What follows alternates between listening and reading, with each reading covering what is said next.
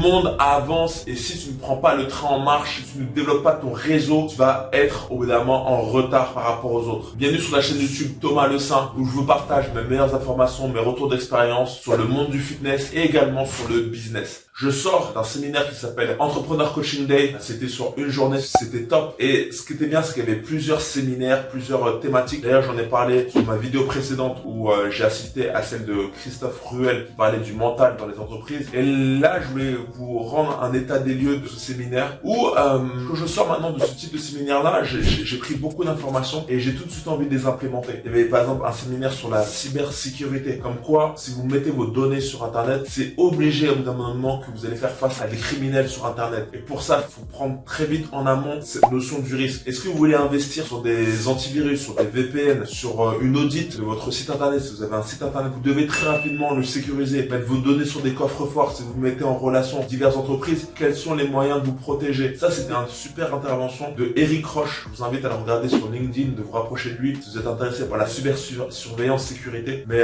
voilà, j'ai pris ses coordonnées et c'est très important de prendre en amont tout ça parce qu'il disait qu'au bout d'un moment, forcément, vous allez vous faire cyberpirater, que les criminels investissent 1 euro et récoltent 500 euros derrière parce qu'il y a trop de données sur Internet et c'est maintenant de plus en plus facile de les hacker. Même les grosses entreprises comme il a mis Pôle emploi, comme je sais plus, il a mis plein de gros exemples, des grosses enseignes se font cybercriminaliser. Donc faites attention. C'est pas parce que c'est des grosses enseignes que même vous à votre petit niveau, ça va pas vous aider. Encore plus, vu que vous êtes à petit niveau, ça peut être encore plus facile. Donc faites attention à vos données. Autre point aussi, on a parlé d'intelligence artificielle et il y a tellement de choses à dire sur ce domaine. Et l'intelligence artificielle maintenant va faire partie de notre quotidien. Ça, faut en prendre en compte. L'intelligence artificielle vous permet de créer des documents, créer des textes, vous générer des images. Aussi, ce qui était intéressant, l'intervenant, il disait, au lieu de poser des questions à l'intelligence artificielle, posez-lui des questions à lui. Par exemple, au lieu d'ouvrir ChatGPT, lui dire, ouais, je recherche telle chose, demande à ChatGPT, pose-moi 5 questions qui vont te permettre de t'aider pour la suite, en fait, pour les prompts suivants. Et ça, c'est pas mal. C'est vrai que j'oublie de poser des questions à ChatGPT, de lui à moi, de me poser des questions pour qu'il apprenne à me connaître et ensuite qu'il soit le plus optimal possible pour vos requêtes. Il disait aussi que c'était très important d'avoir un prompt. Donc le prompt, c'est le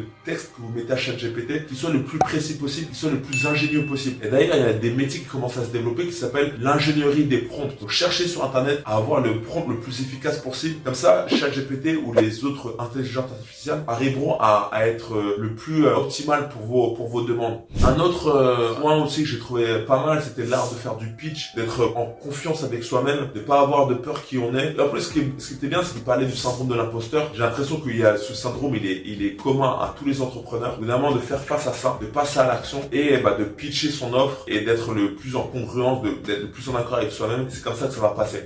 À un moment aussi que j'ai trouvé sympa, c'est à un moment donné, on était en petit groupe et on était coaché par un entrepreneur qui était expérimenté, qui avait des résultats. Et cet entrepreneur, il a dit une chose très très évidente. Vous n'êtes pas obligé d'avoir votre produit fini parce qu'il y a une fille à côté de moi qui avait fait un site internet, qui avait investi de l'argent et qui au final a fait 0 vente, qui avait rien fait, et qui au final qui a fait le produit alors qu'elle a même pas testé. L'entrepreneur il disait proposez votre offre alors qu'elle n'est même pas encore faite, proposez votre produit alors qu'il n'est même pas encore réalisé. Et c'est en proposant ça en fait, en avançant tout de suite, en vous confrontant tout de suite au marché, vous allez pouvoir faire votre offre. Donc par exemple un cas concret, par exemple la fille elle proposait du e-learning aux écoles, elle voulait faire une plateforme de formation qui aide les étudiants par exemple à faire des fiches d'impôts, tu vois, c'est les pousser un peu plus les étudiants. Et il disait écoute, va voir les écoles, tu leur dis que tu fais un projet de e-learning et vois comment ça réagit, vois si tu arrives à faire des ventes alors que le produit n'est pas encore fait. Et ça c'est pas mal. Et moi je me rends compte que je l'ai fait. J'ai proposé mon accompagnement pour le full performance, donc perdre des kilos pour les hommes. Je l'ai proposé tout de suite, j'ai fait le lancement sur Instagram alors qu'il n'était pas encore fait. J'ai tout de suite